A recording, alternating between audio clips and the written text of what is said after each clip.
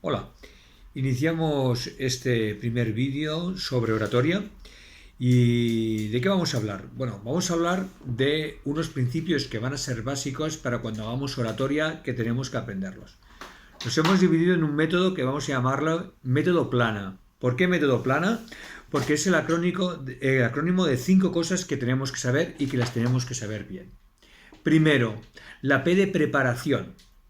Siempre que hagamos un discurso, siempre que tengamos que hablar en público, lo más importante es aquello que no se ve, es decir, la preparación. Hay cosas que las preparamos y después la gente nos dirá que hemos hablado muy bien, pero nadie se habrá dado cuenta de lo que habremos dedicado para poder llegar a hablar bien. Con lo cual la preparación va a ser vital. La preparación es prepararte el discurso, prepararte las otras letras que a continuación veremos, prepararte quién es el público, qué es lo que quiere oír el público, cómo quiere oírlo, qué es lo que tengo que decir, qué es el material que necesito, tener siempre copia de si he hecho un PowerPoint, etcétera, etcétera, etcétera, y a partir de aquí desarrollarlo todo. Es decir, me atrevería a decir que el 80% de una charla es aquello que no se ve. Es decir, 80% lo que no se ve, 20% aquello que le vamos a enseñar a la gente. La gente nos aplaudirá por ese 20%, pero nosotros sabremos que lo bueno es tener 80%. Después el liderazgo. Liderazgo es fundamental. Si tú no crees en ti, ¿cómo la gente te va a escuchar? Si la gente no cree, si tú no crees en aquello que vas a explicar, ¿por qué te va a creer la gente? Con lo cual, tú tienes que ir convencido de que aquello que tienes que explicar es bueno y que tienes un valor añadido que es muy importante. O sea, es fundamental creer en el liderazgo, creer que tú tienes la habilidad y la capacidad de hacerlo. Si a ti te faltan esas dotes de liderazgo, hay que trabajarlas. Hay que trabajarlas de la misma forma que hemos trabajado como preparar la charla. Con lo cual, ¿qué es lo que haré? Pues mucha repetición, mucho espejo.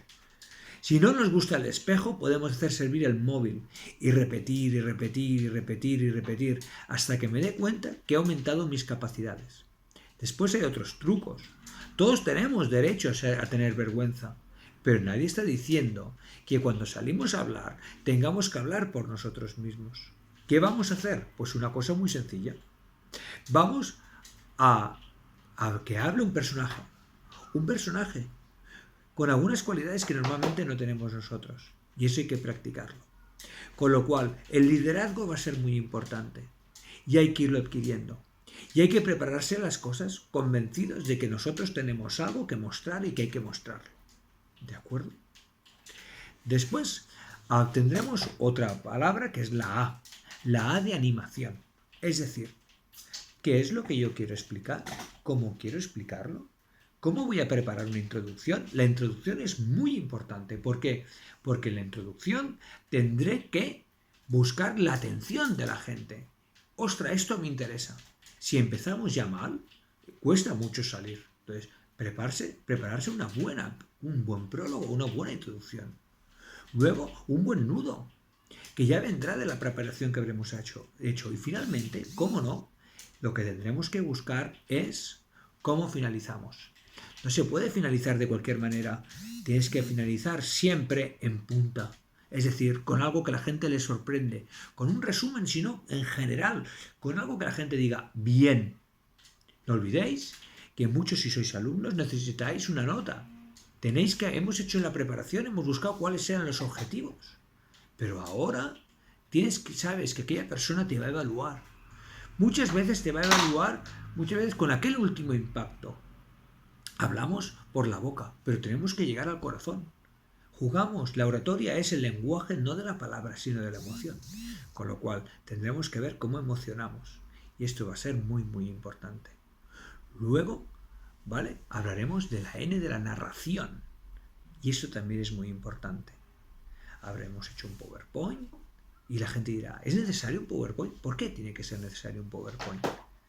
El PowerPoint es una herramienta, es la herramienta, ya veremos. Lo primero que tenemos que saber es una cosa que es fundamental. Nosotros somos.